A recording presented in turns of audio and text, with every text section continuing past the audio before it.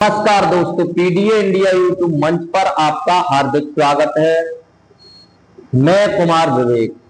बहुत बड़ी खबर आ रही है उत्तर प्रदेश की राजनीति को लेकर और कई सियासी दलों को लेकर, यानी नए नए जो दल उत्तर प्रदेश में उत्पन्न हुए हैं उन दलों को लेकर बड़ी खबर आ रही है। जैसे अनुप्रिया पटेल का दल है, संजय निषाद का दल है, ओम प्रकाश राजभर का दल है, वही तमाम छोटे छोटे दल हैं, जयंत चौधरी का दल है। तो इन दलों को लेकर अब बड़ी खबर आ रही है। खबर ऐसी है कि ये सियासी दल अपनी अपनी ताकत मजबूत कर रहे हैं उत्तर प्रदेश के अंदर।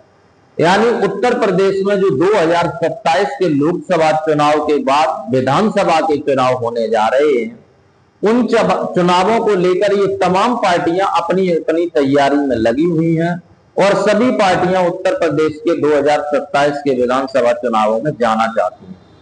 कोई भी पार्टी हो, समाजवादी पार्टी हो, चाहे बड़ी पार्टियों में भारतीय जनता पार्टी हो, कांग्रेस हो, बीएसपी हो, एएसपी हो, यानी ये तमाम सियासी दल अब अपनी अपनी राजनीति चमकाने के लिए, अपनी अपनी राजनीति करने के लिए तमाम प्रक्रियाएं अपना रहे हैं और तमाम तरह के संगठनों को बुलावा दे रहे हैं और तमाम तरह के संगठन जो उत्तर प्रदेश में सक्रिय हो रहे हैं। इसी क्रम में हम बात करने जा रहे हैं उत्तर प्रदेश की राजनीति को लेकर। उत्तर प्रदेश के अंदर इन दिनों सबसे ज्यादा जो बहस है वो समाजवादी पार्टी और भारतीय जनता पार्टी के बीच है। वहीं अगर और सियासी दल को देखें तो बहुजन समाज पार्टी भी। उत्तर प्रदेश के अंदर अब तमाम सियासी दल ऐसे हैं जो 2027 की तैयारी में लगे हुए हैं और चुनाव जीतना चाहते हैं।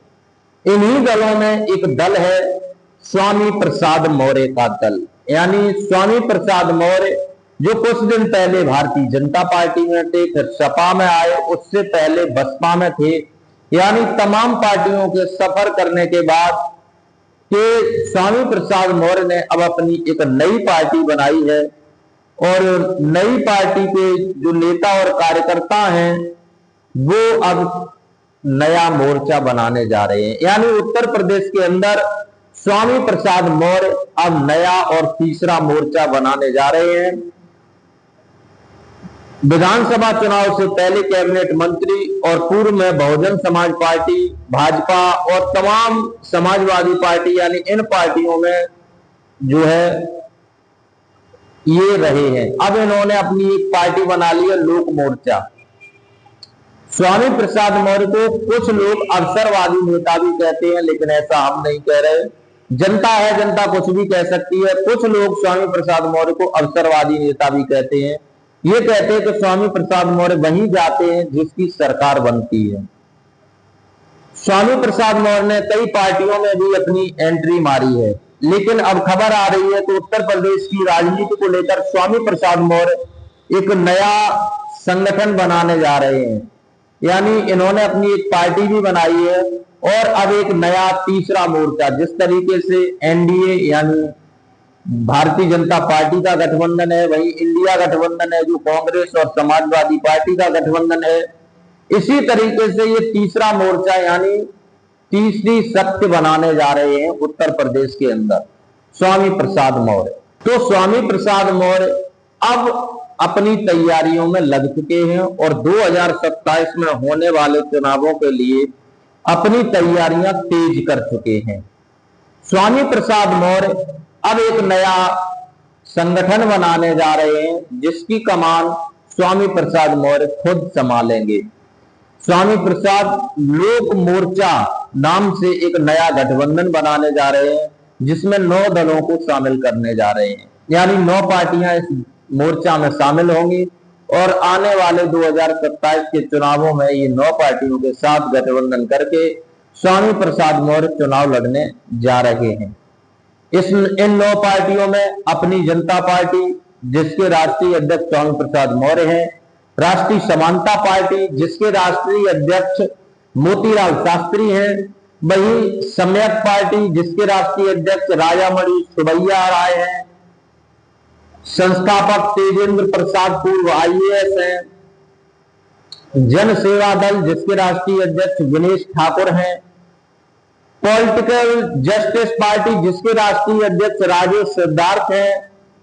सर्वलोकहित समाज पार्टी जिसके राष्ट्रीय अध्यक्ष सत्यनारायण मौर्य हैं।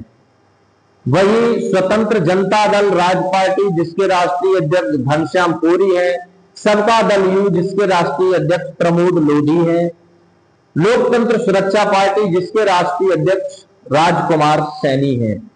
तो तमाम इन लोगों को लेकर स्वामी प्रसाद मौर्य ने लखनऊ के एक होटल में प्रेस कॉन्फ्रेंस की और सियासी तहलका मचा दिया है। यानी स्वामी प्रसाद मौर्य अब उत्तर प्रदेश के अंदर अपना तीसरा मोर्चा बनाने जा रहे हैं।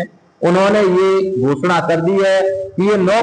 तो अब कहा जाए कि स्वामी प्रसाद मौर्य ने इंडिया और NDA गठबंधन के बाद लोक मोर्चा गठबंधन अपना नया जो है तीसरा मोर्चा तैयार कर दिया है। उत्तर प्रदेश की राजनीति में बहुत ही बड़ा भूचाल स्वामी प्रसाद मौर्य द्वारा लाया गया है। यानी स्वामी प्रसाद मौर्य ने लोक मोर्चा में जो दल शामिल हैं, उन्होंने सामाजिक न्याय, पिछड़ों और दलितों की एक प्रोग्राम के तहत ये बनाया है, जिसमें हिस्सेदारी, आजाद टिकट वितरण, मंत्रिमंडल गठन, निजी क्षेत्र और न्यायपालिका में प्रतिनिधित्व, मुक्त और समान शिक्षा, चिकित्सा, इस तरीके से कई उन्होंने अपने संगठन में बदलाव करने के भी पेश किए हैं।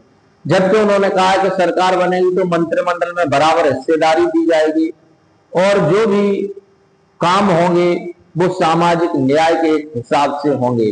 तो स्वामी प्रसाद मौर्य तमाम इन दलों को लेकर उत्तर प्रदेश के अंदर अपना नया तीसरा मोर्चा तैयार कर रहे हैं।